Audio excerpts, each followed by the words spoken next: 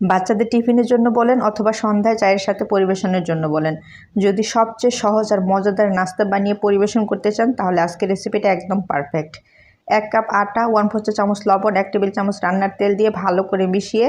Normal পানি দিয়ে একটা সফট ডো তৈরি করে 10 মিনিটের জন্য ঢাকনা দিয়ে ঢেকে রাখবো। কড়াইতে 1 টেবিল চামচ তেল গরম করে সেখানে